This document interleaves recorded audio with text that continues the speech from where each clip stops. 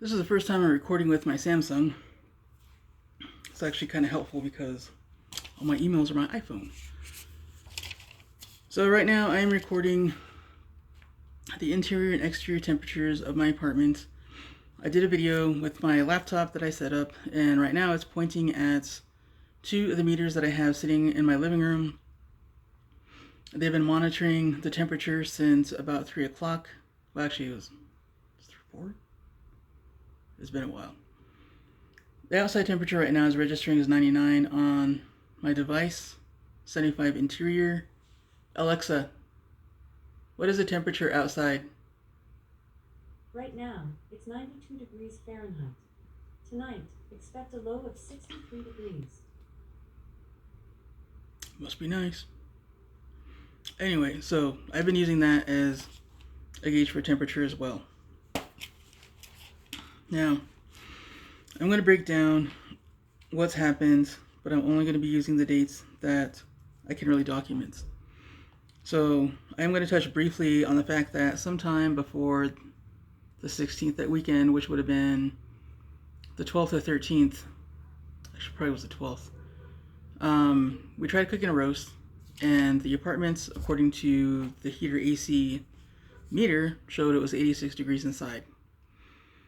Now, since Monday, and since we haven't been able to get anybody in here to actually look at our AC, I bought a few, well actually I bought one originally, just the one little white temperature gauge, stuck it in my living room, and it stayed at 79, like almost all the time. But the wall kept saying it was 74. It kept trying to tell me it was 74 degrees in here. So there's a 5-degree variance. So I ended up getting more meters. I got another digital one. I think this one fell and I can't find it. But it's a big wall thermometer. Anyway, so I got these meters so we could measure the temperature in the apartment and in our rooms because it was really stinking hot.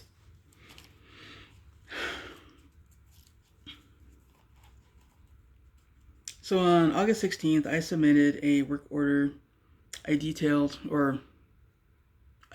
the fact that all 3 of us are disabled, 2 of us in wheelchairs, 2 of us cannot regulate body temperature. I said it was very important and very urgent that this be addressed immediately, repaired, replaced. I also pointed out a few other things that were wrong that never got fixed. I was just pointing out things weren't getting done. On August 19th, this was 4 days later, on August 19th, Thursday,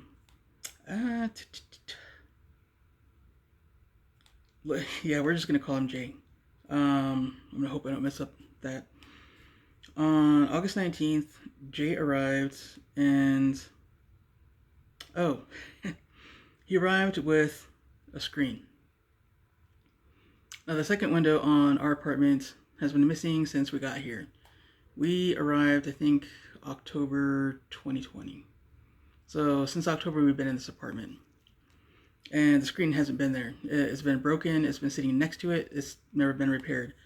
I think I put it in for a couple times, and that same person actually kept telling me they're waiting on parts. They're waiting on parts. I've been in Lowe's all over Denver. I've seen screening material everywhere. It's in abundance. So they had to replace the toilet in my apartment. They ran to Home Depot to do that. All I was doing was pointing out there's screen material. I wasn't saying that was a priority. So when he came to fix the screen, I told him that he had to fix the AC unit. Something had to be done. It had to be repaired. It had to be replaced. He said it was working. He walked in the apartment. Mind you, he wasn't wearing a mask. I've asked all maintenance to wear a mask inside. He wasn't wearing a mask. He came into my apartment, walked over to the wall, pointed at the wall, and said it's working. He did not open the utility closet. He did not do any troubleshooting. He did nothing but point at the wall, said it was working. At the time, it was only blowing warm air. And because it was blowing only warm air, I had it on so he could put his hand up to the vent and feel it's only warm air. But because it was blowing, he said it was working. did not fix it, did not look at it, did nothing. That was on Thursday, August 19th. I told him it had to be fixed today, and he told me he would talk to his supervisor. That actually, he didn't even say he would get back to me. He just said he would talk to his supervisor, and he left. I did not see or hear from anybody else the rest of that day. Incidentally, that screen never went on that window. Oh yeah, that is the same individual who has been out here to fix my door. Now, when we first moved in, it kind of had the appearance of somebody had kicked in the door and then somebody had just screwed a deadbolt into that place. So it didn't even fully latch. And somebody had to come out to fix that because it was not latching. It was not even secure. It's like there was no point in having a deadbolt. There was no point in having a lock. Somebody finally fixed that, but in doing so, part of the door frame ended up getting broken. So the bottom part of the door frame has been broken. You can see inside in the insulation or lack thereof, and has been exposed. But there's also been a gap in the door because there is a space on the bottom that is not on top. It's kind of a triangle. So at the bottom, it's more open. Plus, there's a piece on the outside door that's off just enough where things can get into the apartment, and things have been getting into the apartment. If I remember where I put it, I'm going to show you the size of the cricket that came in last night. Anyway, 8:16, that was the work order. 8:19, that was when that guy showed up. Oh, so when I mentioned that door thing, he took the door jamb. And I told him about the gap, and he said that he would fix it with the piece that he took, even though those are two unrelated things. And he said he would fix the gap with the broken piece he took. Anyway. And 8:20, August 20th, which was Friday. I waited all day, all afternoon, if somebody would come and work on our AC unit. Nobody came, so in the afternoon, I went to the office and I spoke to a female. I thought I got her name right the first time, but I think I might have been thinking of somebody else. So I know the individual I talked to. I know the person's face. There was also another agent in the office, and I was parked right next to his door, which is right in front of the front door. So he was a witness to this. I'd actually be really curious to say if he wasn't. In any case, I talked to this woman in the office, and I was in tears because it was so hot in this apartment all the time. And explained to her again, there are 3 disabled people living here. 2 of us are in wheelchairs. 2 of us cannot regulate body temperature. This AC needs to be fixed. She said that she would pass it along. I did stress how urgent it was. I even told her how my youngest son has collapsed from heat exhaustion before. Nobody came that day. Nobody even said anything. I didn't get an email. Nothing. Saturday rolled around. Nobody came that day either. Nobody contacted us whatsoever. Sunday, again, nothing. On August 23rd, which is Monday, I emailed the office, and then I emailed the property manager. I even cited an email that the property manager had sent on July 16th about the AC and not leaving it set under, I think it was like 68, but 72 should be the optimum. And I pointed out how 72 is not the optimum here. If it was set to 72, it would get higher or as high as 76 on the wall, which after all of my research, troubleshooting, experimenting here, discovered 5 minutes or 5 degrees hotter in the room than it is on the wall. So when it was 76, that means it was 81 in here. 80, 81, somewhere around there. Hot. Well, hot for us.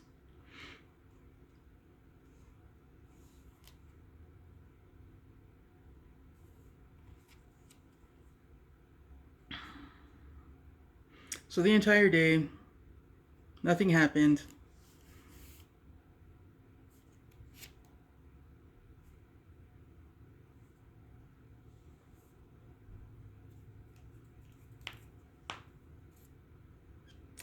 $2:30, the original guy showed up.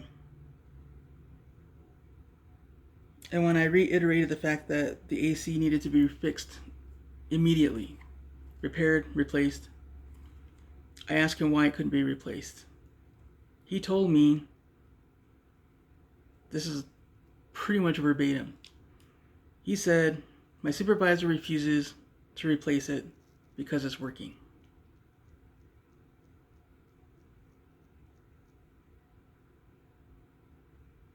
That was information that I really needed to know.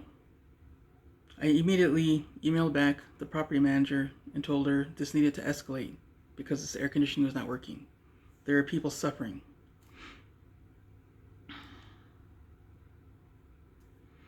At around 3 o'clock, she emailed back and said that she spoke to her maintenance tech, who said it was 68 and cool in my apartment, and asked, is that not so?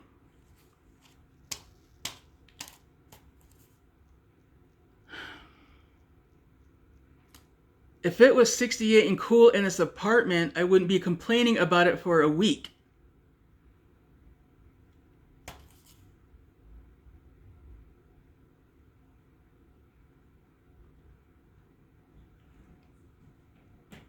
In my emails, I even told her, when I say suffering, I'm not using that as a euphemism for inconvenienced.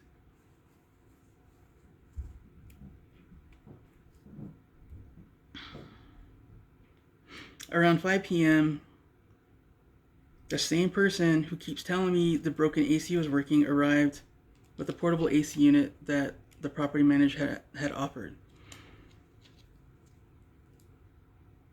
I asked that it be put into Leo's room because he was the most at risk for heat.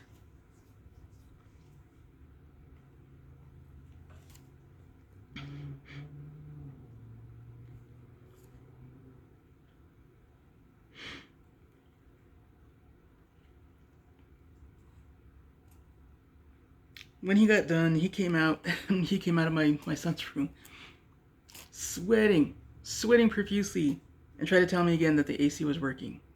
I told him it wasn't even on. It was only blowing warm air. I didn't even want it on. I didn't need hot air circulating around me. He goes over to the wall AC, or to the wall thing. It's not an AC, it's a heating AC thing. I don't know, temperature? He went to the wall unit, turned it on, the blower came on, and I told him it's only blowing warm air. He finally, after a week, opened the closet. Looked in the closet. I don't know what he was doing. He said it was working. I was ready to flip.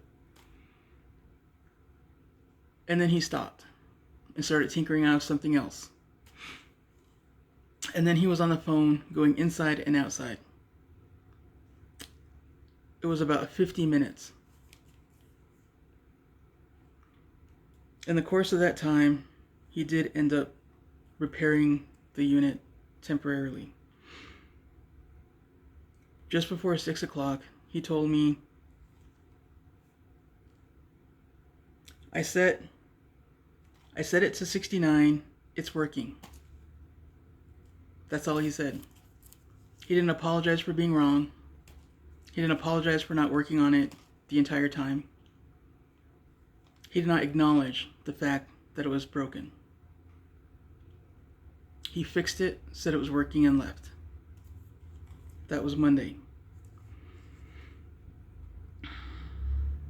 Because it was working, we ended up leaving it at 69 where he set it. Around 10 o'clock, it started getting a little too cool, so I turned it off. And I thought, it being an older unit that I keep hearing is not keeping up with the temperatures, I would let it rest overnight. Because it was cool enough, I thought maybe it would be cool enough for the rest of the evening. It wasn't. Just before midnight, or right around there, it started getting warmer, and so I told the kids I was going to turn the AC on, but I was going to leave it on 70 and see if that would be cool enough that we could handle, but warm enough where it's not going to be an annoyance. It wouldn't even turn on. You'd hear it click, the blower wouldn't come on, there was nothing. I emailed the property manager at about 1 o'clock in the morning. All of that was Monday the 23rd. On the 24th, a different tech comes with the first guy. The first guy we were calling Joe, so the second guy working David. So David shows up, and he starts working on the AC unit. Barely talks to me, just goes to the closet, starts working. Who's the other guy? Joe.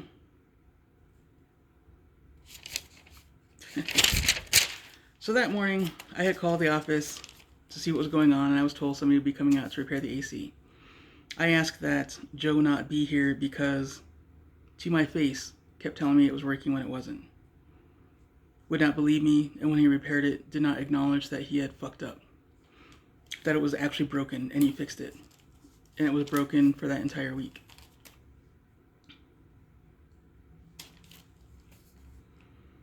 I didn't want him here. So when he showed up, I was not happy. I called the office and I spoke to the mail agent whose office was right inside the door. The one that overheard everything on the 20th. Whether or not he wants to admit it. He was present. Maybe he might not have been paying attention. Who knows? So I get him. I ask if he's aware of our situation. He briefly replies back that he's aware that we have an issue with the AC and that it's supposed to be worked on. I told him that the person who kept saying it's working and it's not working was in my home and I didn't want him here. That I had told somebody else in the office that they would convey that on to the property manager. And here he is in my home. So I don't know what to call that guy. Bob. So Bob calls Joe. I hear it ringing, and I'm watching Joe not doing anything. I actually have a photograph of him working on my door after I told him to leave. Well, the words I used were, "You couldn't be here. You can't be here," is what I told him. And all he had told me in response was, "I'm here to fix the door." So by this time, I'm crying, I'm shaking, I'm sitting here, I just want this person gone. And regardless of the state that I'm in, this person stayed in my home. Well, maybe not home, but this apartment. So then I hear David's phone ringing. He answers it and calls the agent by name. And he yells out Joe's name, and from the door, all I hear is, I know. He still refused to leave. He continued doing what he was doing. But eventually he did pack up and leave.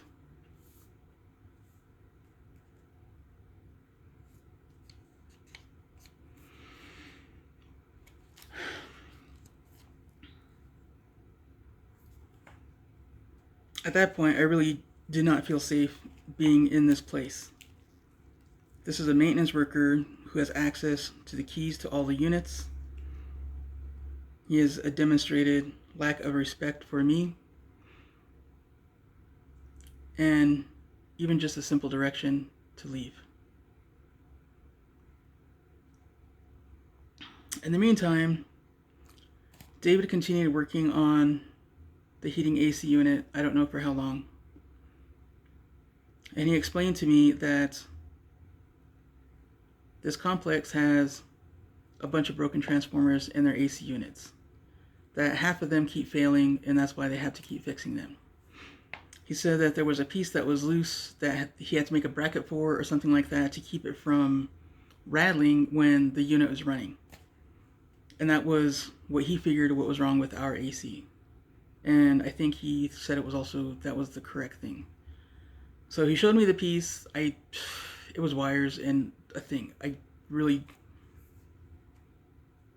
not an HVAC. If I was, I would have a working AC. So he gave me all this information. He also let me know that he was the one that got called to walk Joe through fixing the unit the day before. Now in all this time, not a single person in this complex has acknowledged that the AC was broken. That there was a work order that stated vital information. Disabled people, wheelchair users, unable to control body temperature. I have asked for accountability and I've received none.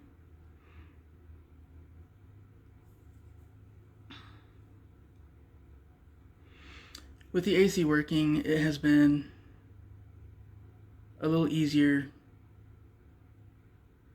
to not feel so miserable.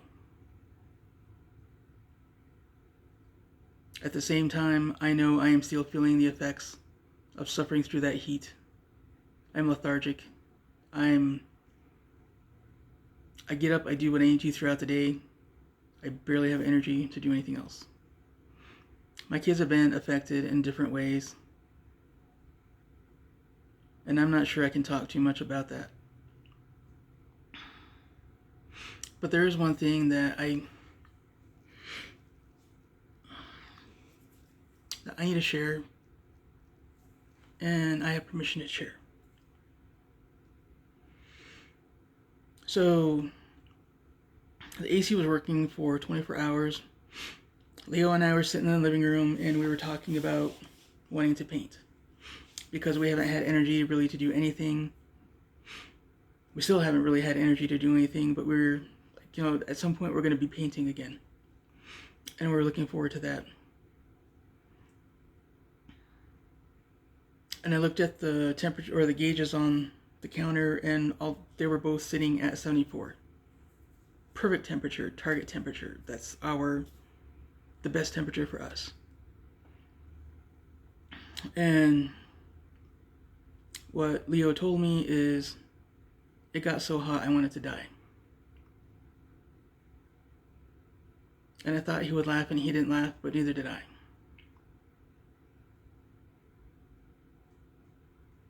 It was that hot in here.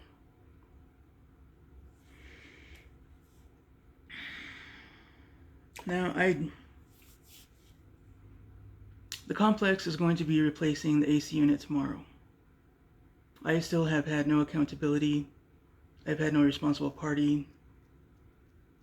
There's no resolution as to why this happened, who's responsible, and what's going to be done about it.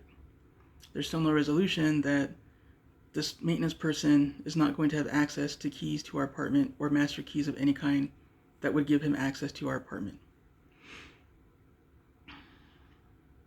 Maintenance has offered, or maintenance supervisor has offered through the property manager a meeting.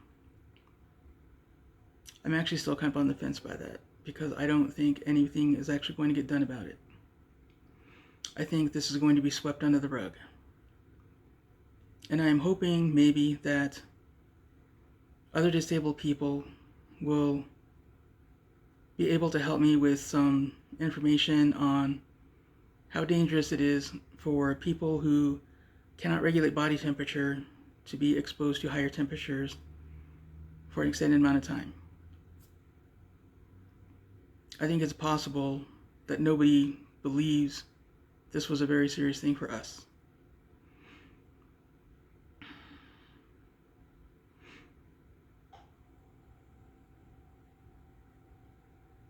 The language that has been used on me between maintenance, the property manager, has just really shown a callous disregard for everybody in this apartment. I do not feel safe here. I feel like my lives and the children's lives are in the hands of people who really wouldn't have cared if we lived or died. If a day got hot enough,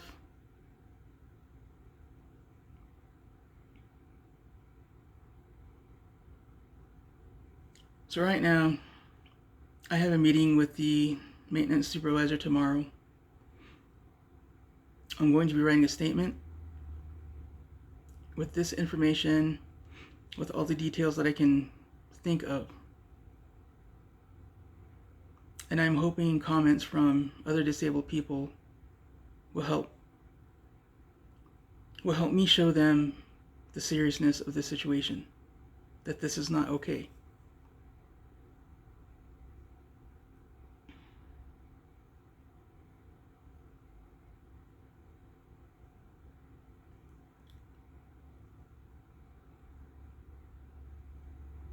I don't feel safe here. My kids are worried. And we are trapped here until June, the end of June. And I want so much just to name this complex. Because it can't just be us. There has to be other people that have been treated like this. I've gone through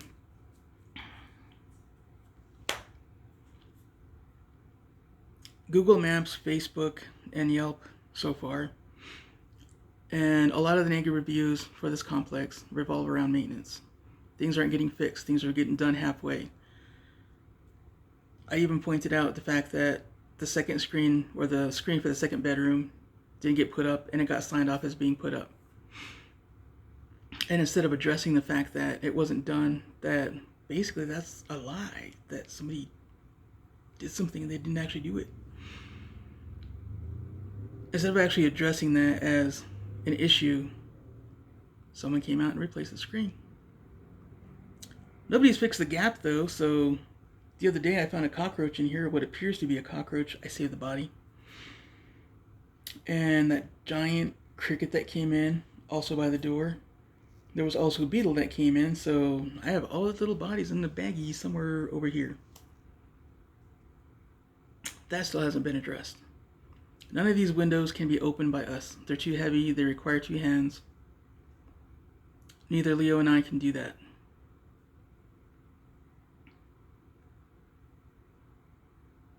I really honestly don't know what else can be done. I think this may be legal, but that doesn't make it right. That doesn't make it okay.